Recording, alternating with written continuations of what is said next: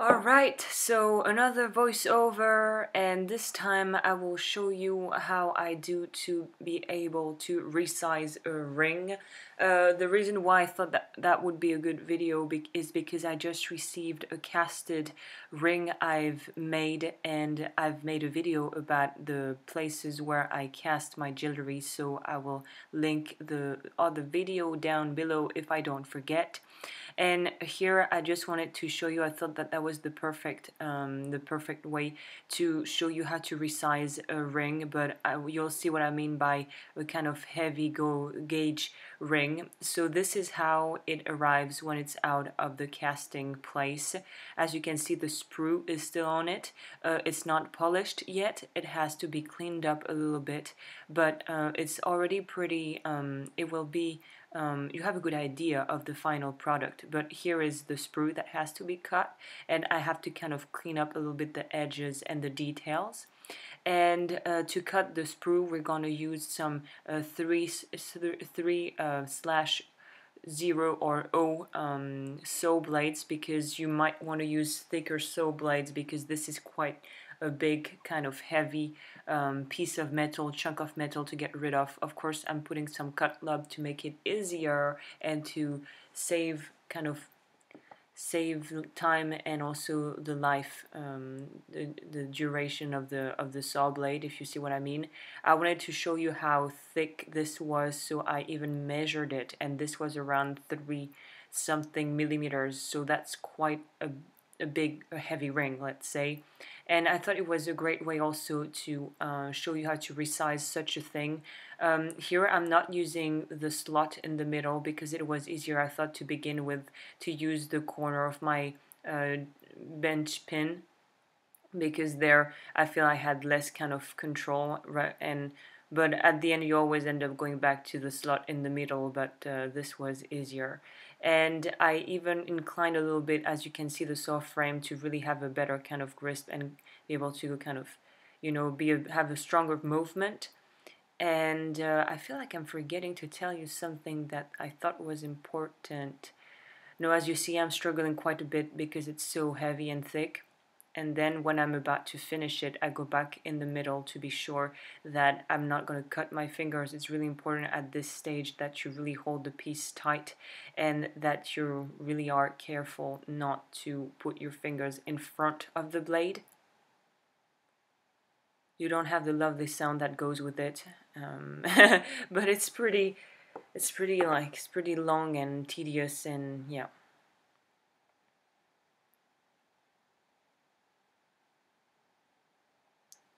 Here I'm checking to see how far the blade is inside.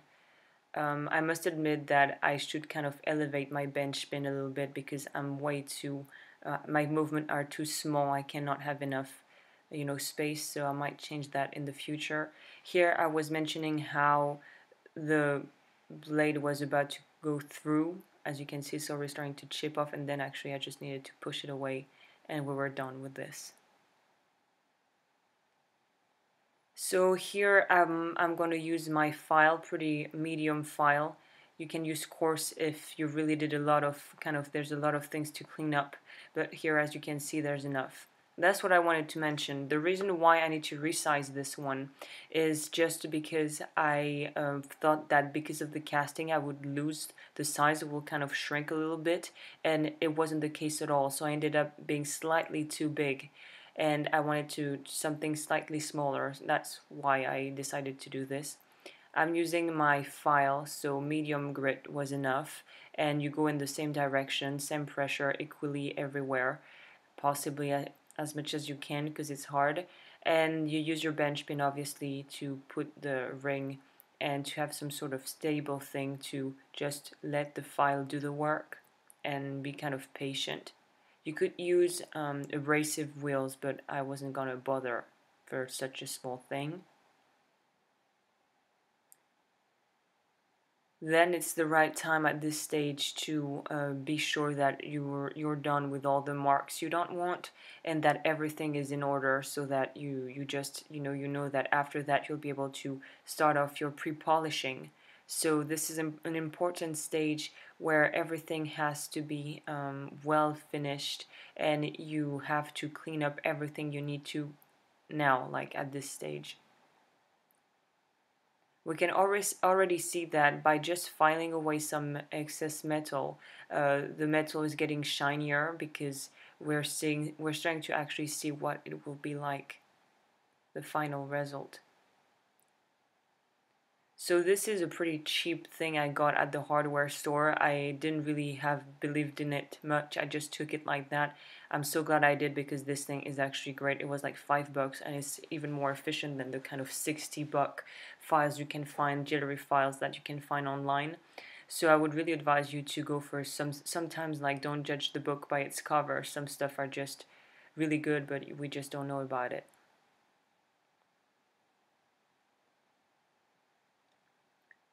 I I I was going to say I talk way more in the French version than the English. That you might have some big moments of silence because I don't know what I was saying in the French version. Um, I think we're ready for the soldering part, but before soldering, obviously, we have to resize. So before resizing, we need to cut through. I must mention that you cannot, I would really not recommend you to do this on a ring that is setted with something. If there's a stone, you have to get rid of the stone first before doing any of that, because you cannot heat up stones with the blowtorch, except from diamonds, I think, and sapphires. So here I wanted to show you a zoom in because I didn't know how that was going to end up on the screen. And here the simple method is just to cut through enough metal. I'm just going to do it by the eye, but if you want something really precise, you might want to measure everything to know exactly how much you will have to cut off. But I just knew I needed to cut off a little tiny bit and to just make the ring slightly smaller, and you'll see what I mean by slightly.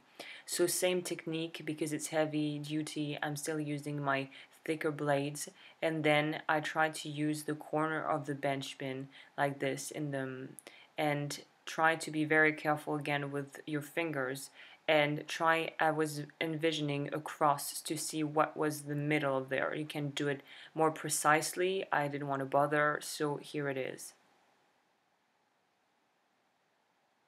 Be careful with your fingers, hold everything tight, and work really close to the bench pin to be sure that the saw blade will not butcher your little fingers.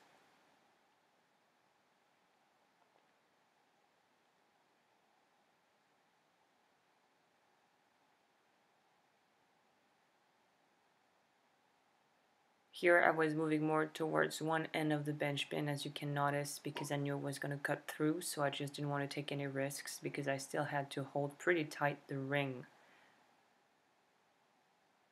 And you will not hear it, but there's a little peculiar sound that happens when the metal is completely cut through. Here I was going to estimate, I was trying to estimate how much metal I had to cut to have a really good fit for my finger. At this stage, if you're beginning and you're not comfortable at all with cutting and the saw frame, you can use a small file, preferably a squared one, and just kind of pre-make in the metal, pre-mark, so that you can insert the blade more easily, so that you will have more ease to cut with the blade. But that's a little tip. You might just want to do it the way I'm doing it, but yeah, when I was beginning, it was a nice trick. Use the files to pre-make marks on the metals that would cut the metal deep enough so that then I could just insert my blade and be sure that it would not kind of go anywhere. So as you see, that's a really small chunk of metal I got rid of because I really didn't much. You see how tiny that is? I didn't to take more than this. Then we're gonna have to go to the second step, which is trying to show you how it looks struggling with the focus. So I can already tell you that the next stage will be to jump onto shaping the ring and then the soldering. I wouldn't bother pre-polishing at this stage because after the solder we might have to get rid of some extra excess solder, so the pre-polish is really the last thing you want to do. Here I'm just going to clean up with a kind of medium grit file just to be sure that everything is neat. And then we're gonna go on to shaping the ring. For this, don't worry if there's a lot of metal you need to get rid of.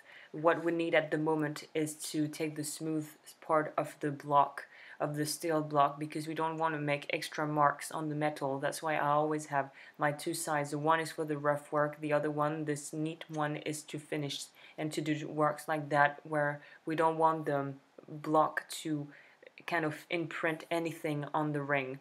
I have tried two hammers. I don't remember the name of them. This one is a skin hammer. I think it's a pig skin stuff. For a long time I was against using those things because I didn't want anything like kind of animal related, and then I give it a shot out of curiosity and I realized that this is really way better than the plastic mandrel. The plastic hammer. So then it's up to you. You're supposed to keep this for a lifetime, so it's a good investment too. Here, as you can see, because I had not much to close up, just one kind of hammer, kind of, sticky, like, I don't remember the name, but yeah, just going like that was enough to do the job, or so. But if you have a bigger surface to kind of reduce, all we want right now is not for the ring to look really round. We just want both ends to touch, and touch pretty closely and pretty tightly, and we don't want to see any light go through the cut that we've made. It has to be super tight if we want a good soldering. So that's why you might want to take some time, be delicate, but be really kind of precise so that there's a good joint between the two.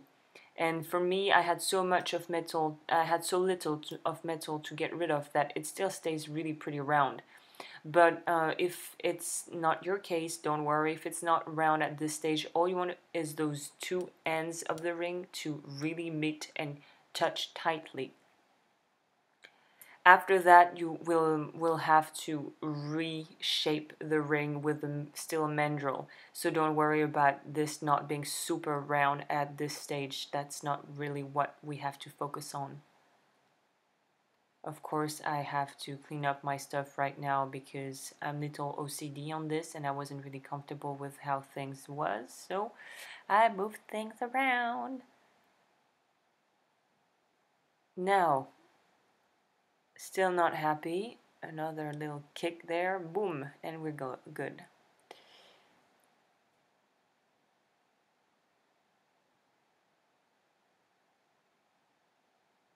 Now we're going to place everything we need for the soldering. So the block, I would advise you to put one behind the first block as upwards, parallel to this, to be able to reflect the heat of the blowtorch right on the ring to go even faster for the soldering.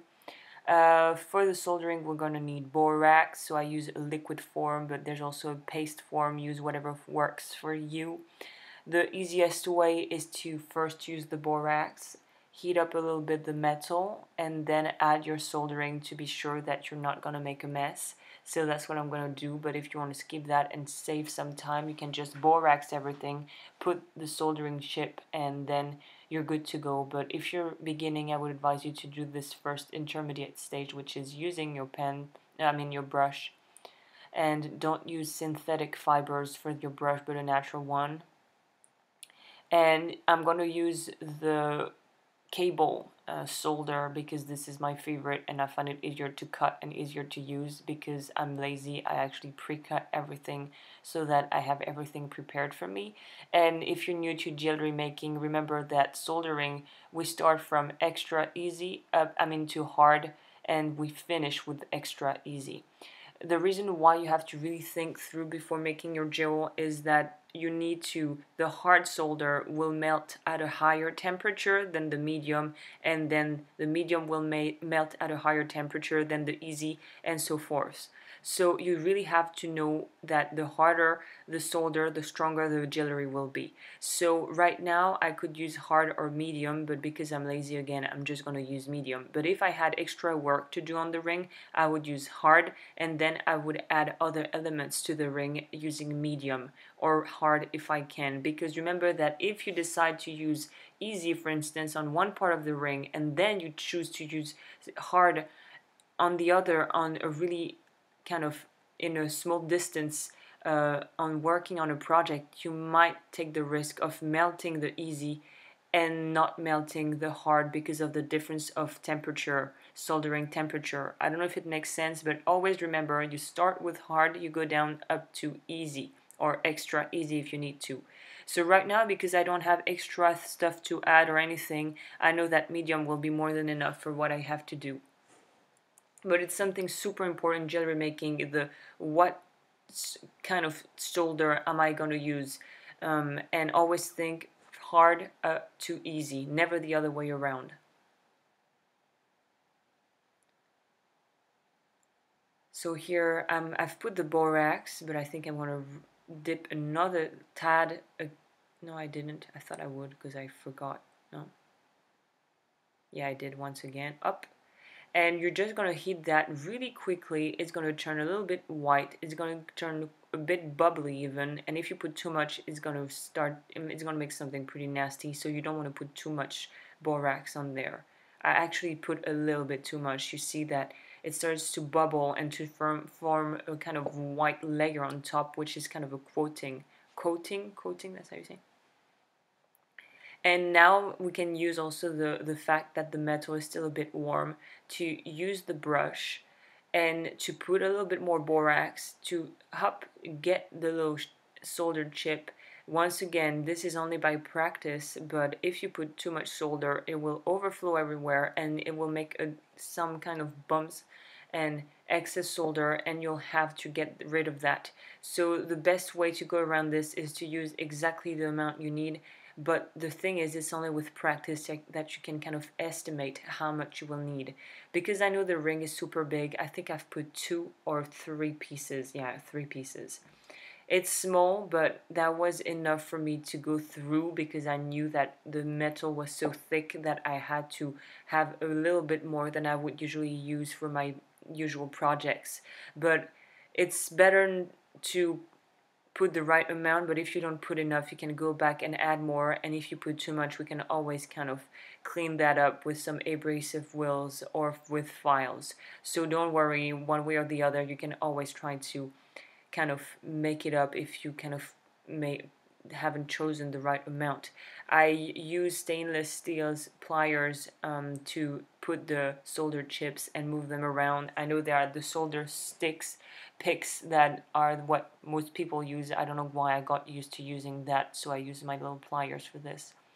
The other trick, well, it's not even a trick, it's a basic rule. You always have to be in movement. Never let the flame stay on one space, on one side for too long, because that's how you make marks on the metal. The black nasty marks that are super hard to get rid of is due most of the time to a wrong, like too high of a temperature and too static on one side, so you will have really stains, fire stains, and we don't want that because this is extra work when we have to get rid of it.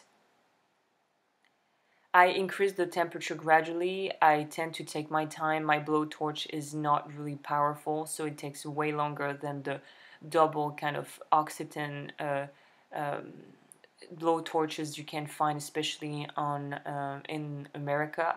I might try to change the blowtorch, but for the now, it's gonna do the job.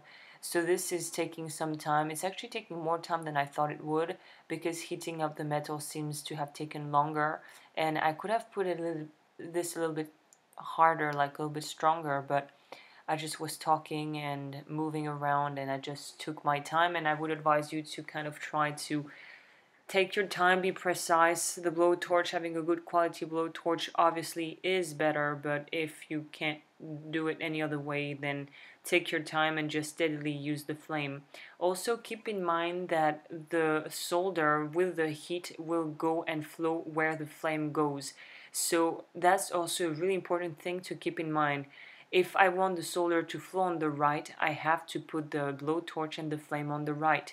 So this is, and as you can see, it doesn't show really well on the camera, especially with the thing in the middle, but when it starts to get all round, it's because we're on the right track. It starts to get round, and then I added this because it was a bit too late. I should have done it at the beginning like I told you.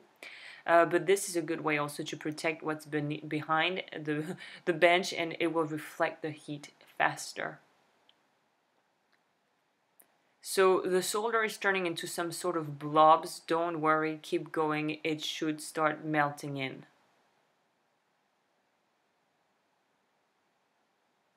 You can also see the color of the metal turning orangey. This is a good sign. Keep moving. You don't have to keep moving quite fast and a lot. You just have to remember to keep the movement going. Here it goes really fast. Boom, finito. And there I wanted to be sure that it was flowing everywhere, especially inside of the ring. So I really put the flame inside to be sure to attract the solder inside so that it goes through.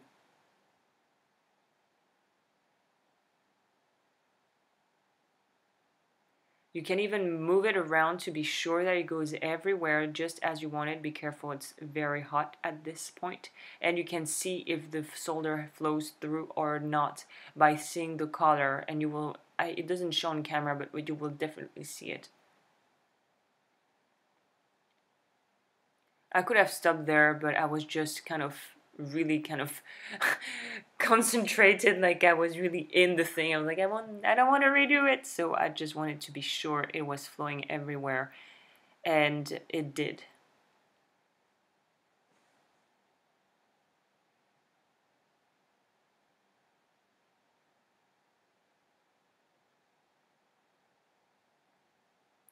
Now we're going to have to quench this in temperature room water.